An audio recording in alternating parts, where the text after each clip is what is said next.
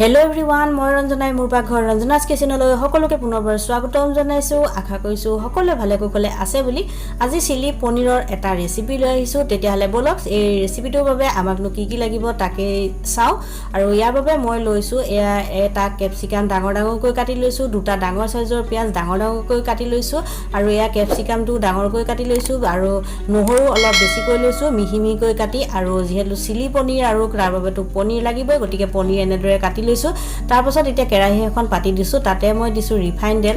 আৰু তেল খুব বেছি দিয়া নাই আৰু কেৰাহীখন বহলভাৱে অলপ হয়তো আপোনালোকৰ তেল বেছি যেন লাগিব পাৰে দেখাত আৰু তেলখিনি গৰম হৈ গল আৰু তাৰ পাছতে মই প্ৰথমতে নহৰুখিনি দি দিলো আৰু গেছটো কিন্তু গেছৰ ফ্লেমটো লো হৈ আছে আৰু এতিয়া নহৰুখিনি 2-3 সেকেন্ড মান মই এনেদৰে ভাজি লৈছো নহৰুখিনি ৰঙা পৰিবলৈ দিব নালাগে মাত্ৰ 2-3 সেকেন্ড মান ভাজি ললে হৈ যাব এতিয়া প্ৰথমে মই পিয়াজখিনি দি দিছো পিয়াজখিনি দিয়াৰ পাছত পিয়াজখিনি ধুনীয়াকৈ মিলাই লৈছো মিলাই দিব আৰু মিলাই লোৱাৰ পাছত মই এতিয়া ঢাকনখন মাৰি দিছো আৰু তেতিয়া আসলতে ঢাকনখন নামাৰিলেও হয় কিন্তু ঢাকনখন মই মাৰি দিম আজি ঢাকনখন মাৰি দিয়া কাৰণটো হ'ল যোনটো তাৰ ভাপ হ'ব ভাপতি ধুনীয়াকৈ পিয়াজখিনি ধুনীয়াকৈ কালাৰটো চেঞ্জ হোৱালৈকে এতিয়া ভাজি লম আৰু সোনকালে হৈ যায় এই কামটো গটিকে মই ঢাকনখন 2 মিনিটৰ ভাৱে ঢাকি দিছো আৰু গেছৰ ফ্লেমটো লো মিডিয়াম কৰি থৈছো আৰু এয়া 2 মিনিট হৈ গল দেখিছেনে পিয়াজৰ কালাৰটো অলপ চেঞ্জ হৈ গল আৰু এতিয়া ইয়াতে মই কাটি লোৱা জুখিনি বিলাহী আৰু ক্যাপসিকাম আছিল হেখিনি দি দিম আৰু এইখিনি দিয়াৰ পাছতো পুনৰ ধুনীয়াকৈ এইখিনি মিলাই দিম আৰু মিলাই দিয়াৰ পাছত হে একে মই 2 মিনিটৰ কাৰণে ঢাকনখন মাৰি দিম আৰু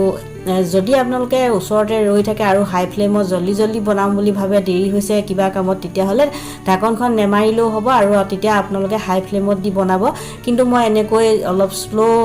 প্ৰসেছত বনাইছো হলেও বেছি সময় নালাগে কাৰণ এই কাৰণটো হ'ল মই যেহেতু ঢাকনি মাৰি দিছো ঢাকনি মাৰিলে তাৰ ভাপতে খুব ধুনীয়াকৈ জল্দি বস্তুবোৰ সিজি যায় আৰু এতিয়া দি দিলো জুখমতে নিমখ জিৰাৰ গুৰি 1 চামুচ আৰু ধনিয়াৰ গুৰি 1 চামুচ আৰু কাশ্মীৰী চিলি পাউডাৰ দিছো ডাঙৰ চামুচেৰে 1 চামুচ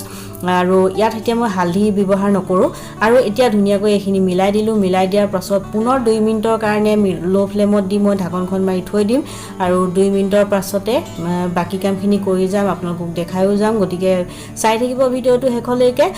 আৰু এয়া 2 মিনিট হৈ গল আৰু মোৰ গোটেই সামগ্ৰীখিনি ধুনীয়াকৈ সিজিয়ে গল আৰু সিজিবলৈ খুব বেছি সময় নালাগে এতিয়া মই ইয়াতে অকনমান পানী দিম আৰু যেহেতু মই আজি চিলি পনিৰখিনি অলপ ড্ৰাই কৰিম গটিকে মোৰ ইমানকণ পানী সাফিচিয়েন্ট আৰু এতিয়া মই ইয়াত দি দিলো সয়া সস আৰু টমেটো সস আৰু এই ৰেচিপিটোত red chilli sauce schezwan sauce chilli sauce এইবোৰো ব্যৱহাৰ কৰা হয় গটিকে এইবোৰ নিদিয়াকৈ ধুনীয়াকৈ খুব ধুনীয়াকৈ চিলি পনিৰ বনাই খাব পাৰে আৰু এতিয়া মই ধুনীয়াকৈ কাটি লোৱা পনিৰখিনি ইয়াত এড কৰি দিলো আৰু এই ৰেচিপিটোত বহুতে পনিৰখিনি ভাজিও দিয়ে আৰু আপোনালোকে যদি ইচ্ছা কৰে ভাজিও বনাব পাৰে কিন্তু মই ভাজি বনোৱাতকৈ এনেকৈ বনালেহে বেছি টেষ্ট পোৱা যেন ভাবো গটিকে মই এনেকৈ বনাইছো এতিয়া পনিৰখিনি দি দিলো আৰু পনিৰখিনি দিয়াৰ পাছত 2 মিনিটৰ কাৰণে মাত্ৰ 2 মিনিটৰ কাৰণে ঢাকনখন মাৰি দিলো তাৰ পাছত এয়া হৈ গল মোৰ আজি চিলি পনিৰ ৰেডি আৰু এয়া হেখত অকমান আপোনালোকে গৰম মছলা ইয়াত দিবও পাৰে আৰু নিদিলেও হৈ যায় নতুবা কচুৰি মেথিও অকমান দিব পাৰে কিন্তু এইবোৰ কচুৰি মেথি গৰম মছলা এই সকলোবোৰ অপচনেল হয় গতিকে ৰেচিপিটো কেনেকুৱা পালে জনাবলৈ নাপাহৰিব পুনৰ লগ পোৱাৰ আশাৰে আজিলৈ আহিছো ধন্যবাদ।